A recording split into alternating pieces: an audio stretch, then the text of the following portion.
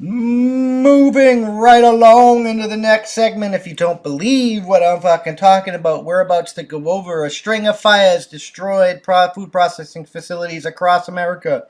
And we're going to go over some of the fucking food facilities that were destroyed. I mean, I think one was a potato chip factory, which, besides the loss of potatoes, that could have been other ways when shit gets bad.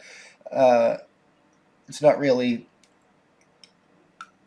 a huge blow to our ability to feed ourselves. However, that's not the point. A bunch of our facilities are fucking burning down and shit and being destroyed.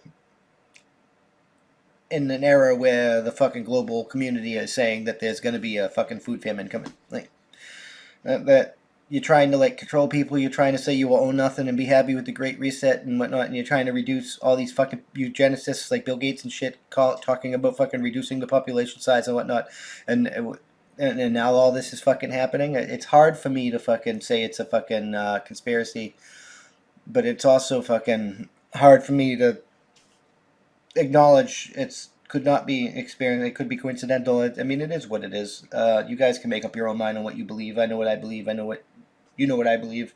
You can believe what you want to believe, and I encourage you to like seek out other sources and make up your own mind because let's be face it, that's how fucking winning is done. But let's get into this article. A string of fires destroyed food processing facilities across America. This is the Vision Times. I don't know how credible or I don't know much about this news outlet, but it is what it is.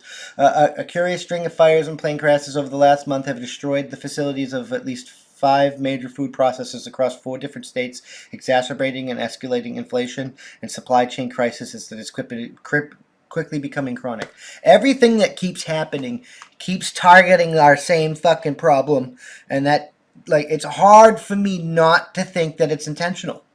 You know what I mean? It's fucking hard.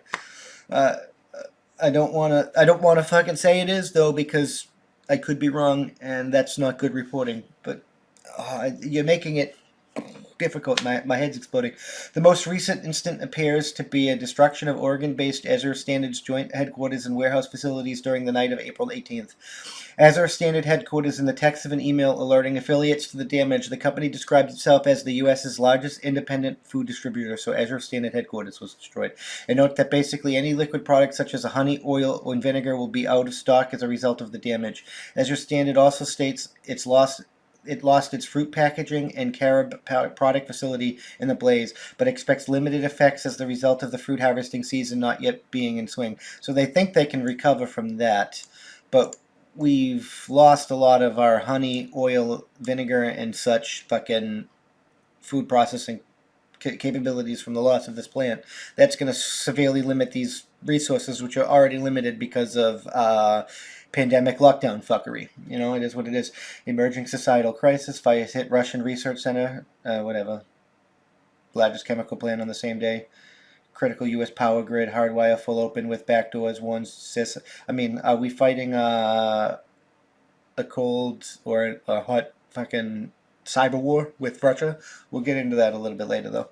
The blaze appears to have received most zero media attention, only being covered in a terse rewrite of the press release by small-town media outlet Columbia Gorge News and Columbia Community Connection News (CCCC) blog.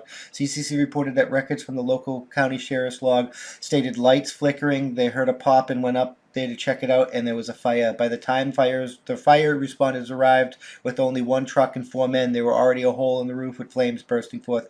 It took approximately 45 minutes for reinforcement units to arrive. According to the outlet company, CEO David Stelzer was on the scene when the fire occurred. Additional Fire Chief John Kaiser Jr. was paraphrased as stating that Stelzer was removing paperwork from the building when his initial crew arrived on scene. Kaiser was further paraphrased as stating the building was loaded with fuels including vegetable and nut oils made from canola, coconut, and olives, much which made the fire difficult to handle with the water as foam-based products and require smother the flames. So like fucking oil fires took down this place, right? Taylor Farms. On April 13th, a major food California processing plant belonging to Taylor Farms burnt almost completely to the ground. USA Today affiliate The Californian quoted Deputy Fire Chief Sam Clemix as saying about 85% to 95% of the building is a total loss. Boom, whole fucking facility gone. The article states the facility employed almost 1,000 people. There are parts of the building that are separate and they're still operational. As far as the main processing facility, it's considered a total loss. The blaze was especially significant as local residents fell under a shelter-in-place order resulting from the risk of 35,000 pounds of anhydrous ammonia held on site, which although fortunately avoided catching fire and exploding disastrously, nonetheless suffered a moderate leak that has been secured on site. They're saying it's a fucking leak, so this could be collapsing infrastructure and not a cyber attack. But if it was a cyber attack, they probably wouldn't tell you. But we're gonna keep going. Like again, state processing. The same day as Taylor Farm, an airplane crashed into this fucking potato processing plant. And then you got Maricopa Food Pantry on the 28th of March. Local food bank lost 50 pounds worth of food in a fire that conveniently started 15 minutes after everyone left. Winning? No. Shearer's Foods on March 22nd. Tri-City Herald reported that the Shearer's Foods potato chip plant in Hermiston, Oregon was gone after a boiler exploded. Far from isolated, these are several additional instances of similar calamities in recent. On March 31st, Texas-based Rio Fresh suffered a fire that severely damaged an onion processing facility. Like, you see where I'm going with this? On March 16th, a massive fire wiped out Walmart Fulfillment Center in Plainsville, Indiana. For New Hampshire's East Conway beef and pork disaster struck on April 11th when a fire broke out seriously enough that it took respondents 16 hours to extinguish. That's fucked up. This is what's going on in our country right now. We are under attack, whether it's fucking karma, a series of unfortunate events, if global food shortages with the shitty government that we have making the shitty policies that resulted in the shitty fucking shortages where they want to send fucking food to other countries when we're losing the ability to feed ourselves. We can't allow this shit can't be ignored at all. It can't be ignored. We have to do something because obviously our fucking food system, whether it's intentional or unintentional, is fucking falling apart. And we kind of need food to live. I'm just fucking saying.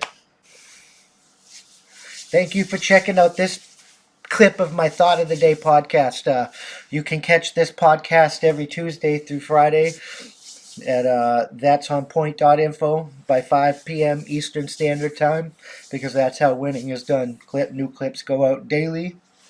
And we can't do this without you, so we appreciate your support. With that being said, consider joining for $5 a month, and you get early access to the uncensored version of this, early access to our weekly That's On Point podcast, and access to exclusive content only for members.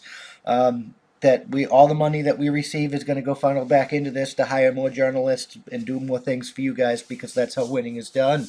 It really is. We got a merch store and stuff. You can help there, and if you can't help via money, you can always just leave a comment, and share this out there, because that helps us more than you can immensely know.